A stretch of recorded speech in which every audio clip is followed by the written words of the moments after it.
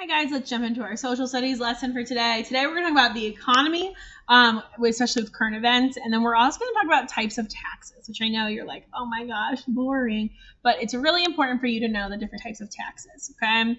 All right, don't forget, taxes. They're just going to be required payments that we make to the government. They're a key source of revenue or income for the federal, state, and local governments. We wouldn't be able to operate, okay, without taxes. The three levels of government rely on numerous types of taxes to raise large amounts of money. Remember, we talked last week about different things that taxes do. They keep our schools, okay, working. We pay for roads. We have all these social programs like Medicare and things like that because of taxes, okay? So let's just talk about different types of taxes. First, we have income taxes. Income taxes are going to be the main source of revenue for the federal government. So that's going to be like the president, the Congress. Federal means country, okay? Income taxes are just going to be taxes on the incomes of individuals and businesses. We've talked about this. When your parents get a paycheck, they're going to have some taxes taken out of it. Most of these are income taxes. Social Security taxes are an example of income taxes.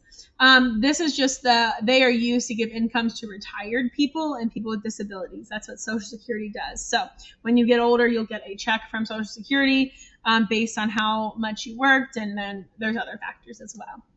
Next, we have sales and excise taxes, okay? Sales tax are just taxes collected by most states, so this is a state level, and many cities sometimes on sale of most products. So for example, if the sales tax is 6%, in Ohio it's 7%, buyers must pay $1.06 for an item that costs $1. We don't really notice that small amount that's gone, but it really does add up in the long run. Excise taxes and sales taxes are very similar, but excise taxes are only collected on certain services and goods. They're normally collected on luxury items sold in the United States, like airline tickets or lavish vehicles. So there's just an extra tax on that. Okay, and again, that tax goes to the government, who then pays for different programs. Okay. Next, we have property taxes. These are just going to be taxes or money collected by the government on the values of properties that are owned by people or businesses. They are the main source of revenue for most local governments. So if your parents own a house, then they pay property taxes each year, okay? And a lot of schools run on these property taxes, okay? That's how they raise money to pay teachers and keep the lights on and buy furniture and buy materials, things like that. Next, we have estate, inheritance, and gift taxes, okay?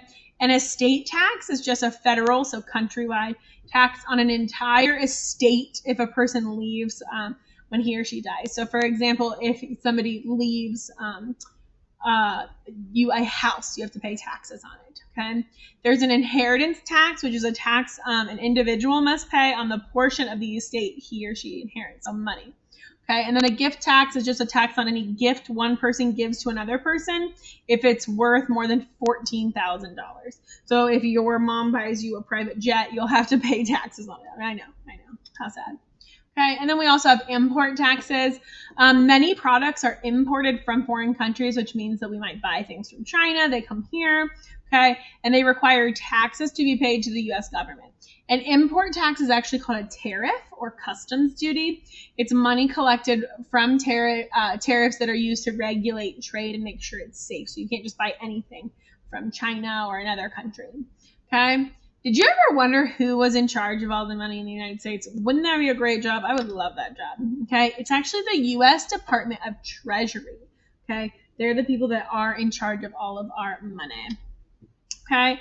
The U.S. Department of Treasury supervises money in the United States. They pay out money owed by the federal government. So, for example, if you do pay an income tax and the government overcollects, then they issue you a refund at the end of the tax year. If it is necessary, this department borrows money for the government as well if they need to borrow it from other countries. Okay. It oversees coining and the printing of money. It's responsible for keeping the president of the United States up to date on the economic status of the country, which is very important. The IRS, the Income Revenue Service, is a division of the Department of Treasury, and they're in charge of collecting taxes. Okay. It uses tax money for a variety of things like national defense. So that's like keeping up army, naval fleets, things like that. paying our armed services. Programs that promote health and education, public transportation, public education, welfare, highways, schools and libraries, police departments, fire departments, sewer, sanitation, parks. That's where our tax money goes, guys. Okay? All right, now let's talk about how different current events can impact or have impacted the economy. So, for example, we've all heard of 9/11, September 11th. What did that do to our economy? Okay? On September 11, 2001, one of the worst terrorist attacks in history happened in the United States in New York City on the World Trade Center.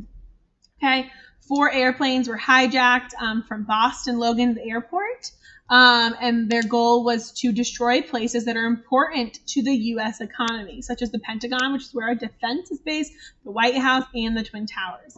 Nearly 3,000 people died, 125 lost their lives in the Pentagon, 256 on the airplanes, and almost 3,000 died within those Twin Towers. Okay, the 4th plane crashed in Pennsylvania.